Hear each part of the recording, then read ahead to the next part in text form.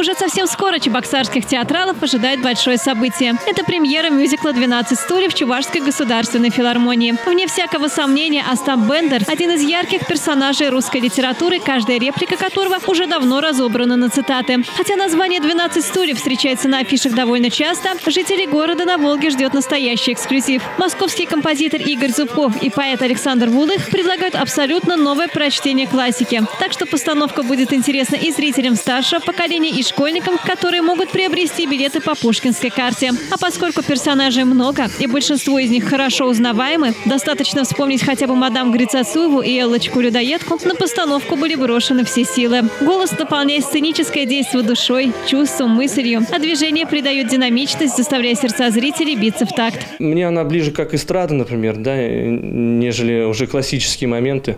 Если брать оперу и мюзикл, то в мюзикле более раскрывается как раз вот это шоу,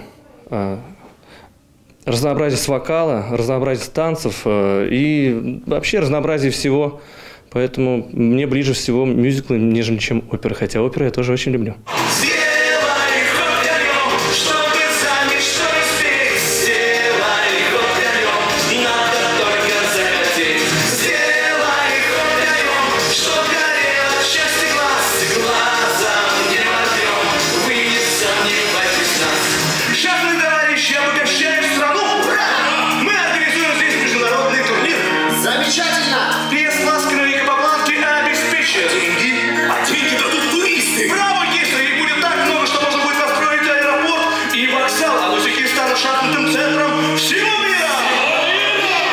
За 2 часа удается лицезреть целую труппу. Массовых сцен, когда кроме емких образных характеристик нужны плотность и объем, в произведении очень много. Это и аукцион, и шахматный турнир в Усюках, и многое другое.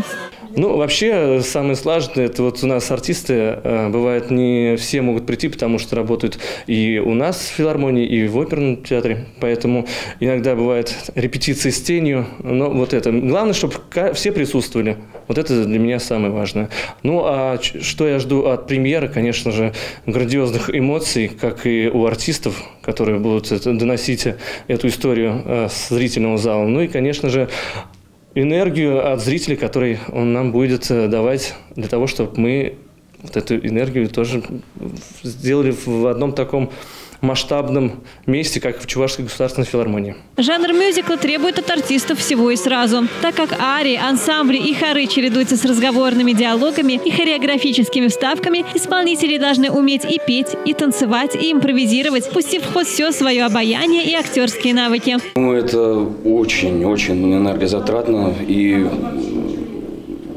даже после первого действия выматываешься очень сильно. Ну, как раз для моего персонажа это и необходимо, чтобы к концу полностью устать и поникнуть головой, так скажем. Артисты были вынуждены совмещать каждодневные репетиции, спевки и примерки костюмов с выездными концертами и выступлениями на правительственных мероприятиях. Так что постановка мюзикла – это большой труд, чтобы порадовать зрителей. Здесь задействованы, да, все артисты филармонии. Это и коллектив ансамбля «Севал», группа «Бельканто», вокальная группа, ансамбль «Сейспель», Дуняши Стайл и танцевальная компания «Нотаджи». Вот на ком был сделан этот мюзикл. Было задействовано 37 артистов. Все массовые сцены обходились с их участием. Огромное количество переодеваний. Было сделано 156 костюмов для этого мюзикла. Так что в добрый путь. Конечно, самая большая награда для артистов – это искренние аплодисменты. И, как говорил великий комбинатор, лед тронулся, господа присяжные заседатели. Командовать парадом буду я.